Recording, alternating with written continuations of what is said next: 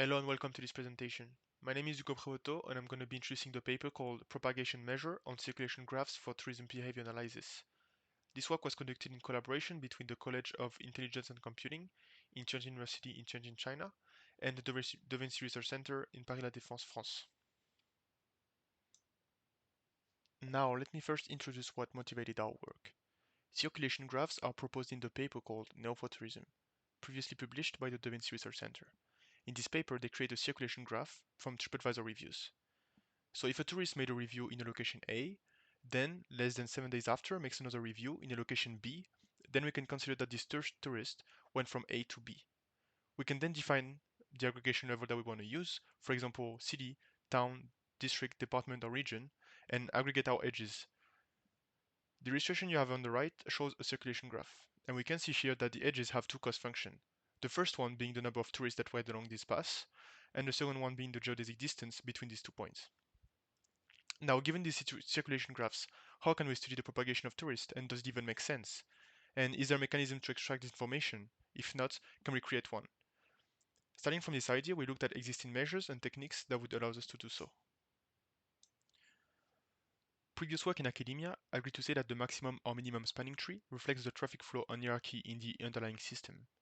In our case, the maximum spanning tree computed on our circulation graph using the first cost function that is representing the movements of tourists would then give us their propagation.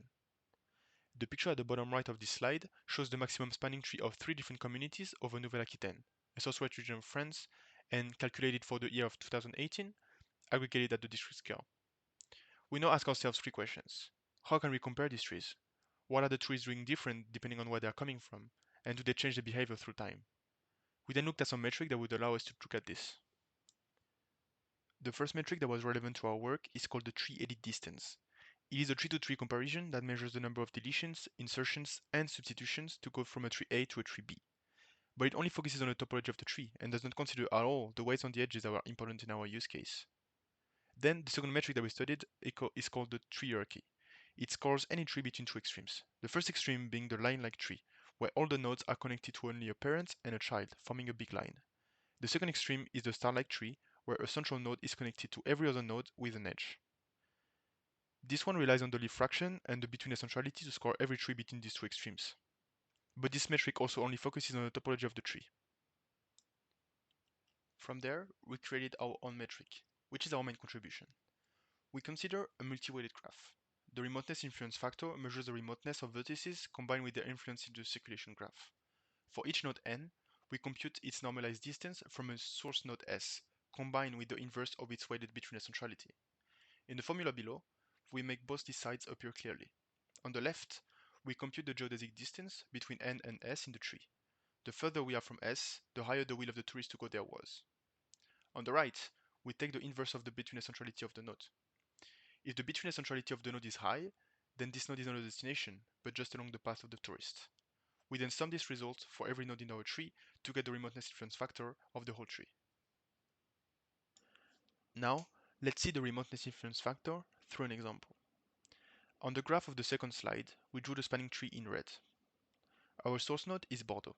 In our case, it is defined as the node with the highest weighted betweenness centrality in the circulation graph.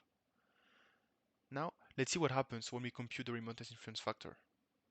The betweenness centrality is defined as the ratio between the number of shortest paths that goes through a node, other than itself to the source node, and the total number of node pairs in the tree. Then, for us, for every node but Blay, the weighted betweenness centrality equals to 0, since there are already leaves. But for Blay, since we consider that the tourist went through this node to actually reach l'Aréole, which is the following node, we want to penalize this one. Hence, overall, for a node who's very far from the source node and being a leaf, it will have a much higher remoteness influence factor. Now, let's have a look at the algorithm we use to compute the remoteness influence factor. We start considering we know the source node S, and we already have our maximum spanning tree. In fact, our experiments show that no matter which algorithm you're going to use to compute the maximum spanning tree, the remoteness influence factor will not vary much. And overall, the biggest challenge is to compute the weighted betweenness centrality, with its complexity of O of V3. But if we use, like we said, the spanning trees, the complexity is lowered to O of V2. This way we reduce the one polynomial power, and we also help tackle the issue of high number of edges, like in our context, where we have almost complete graphs. We can then use Dijkstra's algorithm to compute the distance pairs between each node and the source node. Then we can compute the remoteness difference factor. But one question remains. This formula seems to work with both graphs and trees. What are exactly the benefits of using trees? And how much information do we lose? That's what we're going to see now.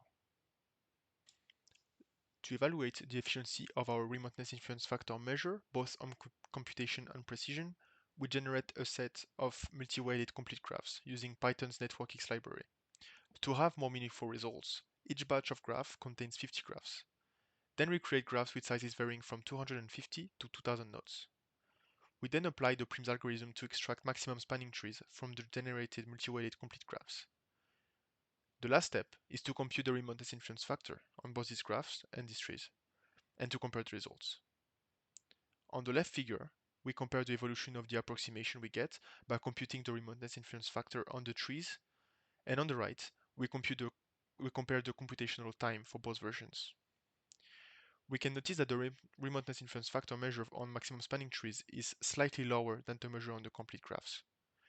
This is mainly due to the higher weighted bit centrality values for the maximum spanning tree nodes, since more path goes through each intermediate node than in the whole graph.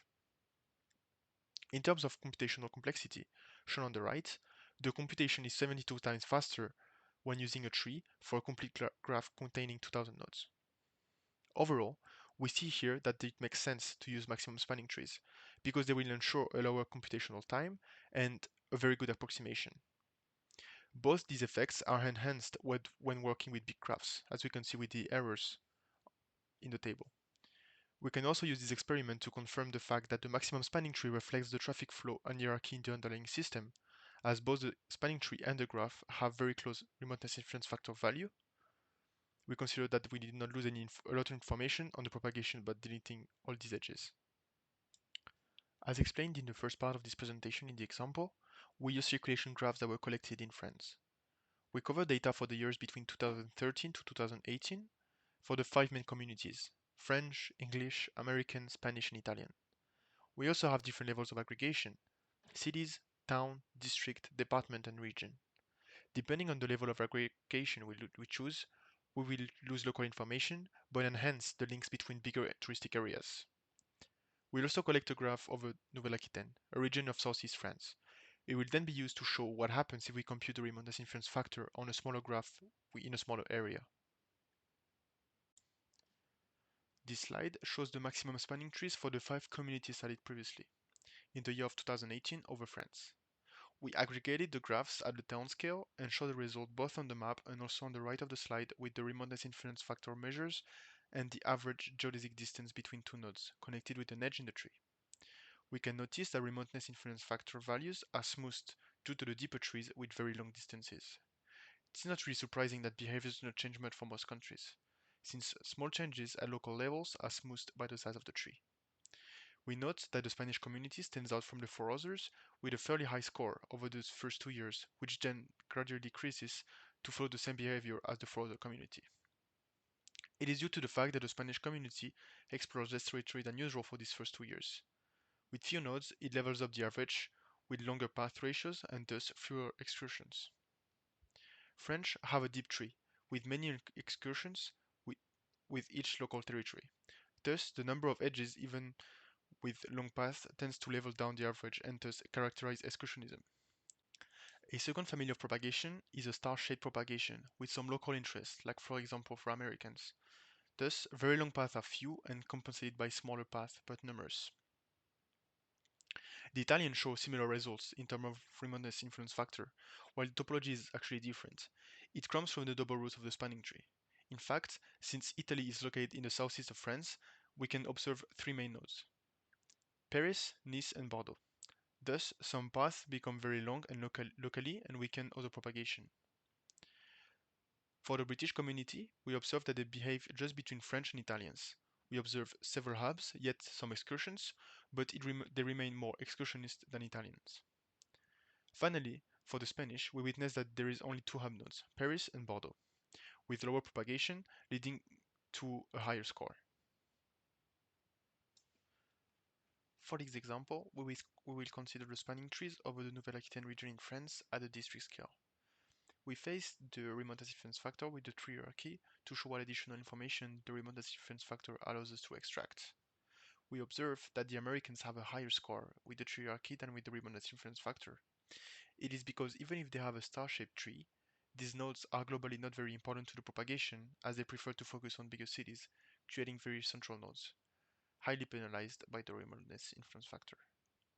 On the other hand, very excursionist communities like French and British have both line-shaped trees and a low remoteness influence factor due to the bigger size of the trees and the deeper path they usually use.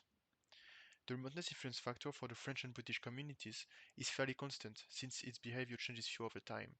Changing edges do not add much distance nor between essentiality. And to conclude this comparison with the tree hierarchy, we can say that even if this measure is relevant to capture global topologies of the trees, it is difficult to exploit since it informs only whether a tree is star-shaped or line-like topology. Thus, the tree hierarchy measures the topology aspects of trees but doesn't capture the propagation effect with distances as shown previously. To conclude this work, we can mention the three main contributions of this paper.